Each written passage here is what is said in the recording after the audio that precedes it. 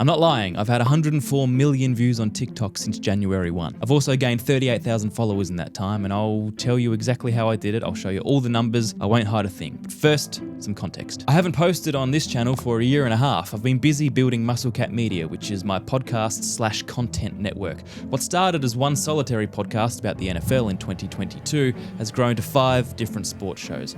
About Formula One, about rally, about baseball, about the NFL, and about general sports. I've tinkered with and failed at almost every version of online content. Live streaming, watch-alongs, long videos, short videos, even live events, and of course plenty of podcasts. And finally, I had some sort of big break. Before I had any videos go viral, so many people told me all you need is one video to go well and you're away. And that's not exactly true. To really get a following, what you need is a sustained pattern of virality. You need one video, and then another, and then another, and then another, and that is not easy to do, but it is possible. I've now had 29 videos go over 1 million views on TikTok, some of them as high as 6.8 million views. And you know what? The comforting thing, I guess, for anyone watching this is that I still have plenty of duds. Just because I've had videos that have had 4, 5, 6 million doesn't mean my next one won't bottom out at 1,000 views. And I can tell pretty quickly which ones are going to go well and which ones won't. For short form videos, you have to check the watched full video percentage. For me, if it's over 38, 39%, I'm in for a good one. If it's below that, particularly well below, I know it's no good. All right, so I promised you answers to the question, how did I do it? I can think of 3 reasons why my video started to take off. Number 1, I filled a gap. My very first video to go over 1 million views was this one. I was explaining what would happen in the last round of the Formula One Championship if points were tied. I made the video because I was looking for the answer and I couldn't find anybody out there who had succinctly answered it. So I researched it, I came up with what I thought was an engaging video, and turns out plenty of people were looking for that answer as well. That went over 1 million and I thought, wow, it is possible. Then I went on a dry spell for a month. Couldn't hit for love nor money. Was I a one-hit wonder? Maybe. But then reason number 2 hit, and that is I started doing something that nobody was doing.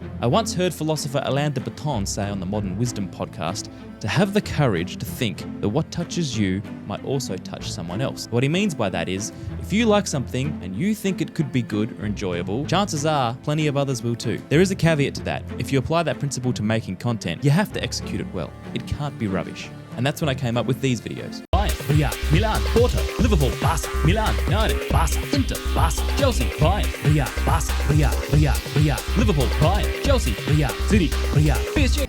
Yeah, they're stupid, they're a bit gimmicky, but I wanted to entertain in 10 seconds or less. I wanted to get the information out there that I was seeking myself, and I wanted to do it in a way that no one had done it before.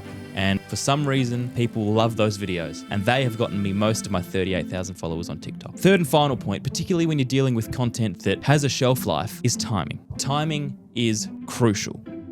If you're talking about current events or politics or sport, pick the most incendiary moment. Sometimes you don't know it, sometimes you get lucky, sometimes you get unlucky. For sport, it's fairly simple. There are pretty much 2 outcomes. Team A wins or Team B wins. That's normally the story. So what I've done on many occasions is get 2 videos ready, one for each outcome. As soon as the outcome is known, I post. Or as soon as the story is at its most dramatic, its most controversial, and people are talking about it everywhere online, I post. That's how I got those videos to multiple millions. So what have all those TikTok views and follows gotten me on YouTube? If you'd told me before, hey, you're gonna have over 100 million views on TikTok alone this year, I would have gone, sweet, I think I've cracked the internet. Very wrong. Unfortunately, it doesn't translate particularly well. And a harsh lesson I have learned is that you have to respect every platform as its own platform. Instagram's different to TikTok, and TikTok is especially different to YouTube. I have tried and had little success in pushing some of my TikTok followers over to my YouTube, Kurt Can't Talk. I have 1,500 followers there, nowhere near the 38,000 I have on TikTok. Why is that? Why do only a handful come across to watch my live streams and long form stuff?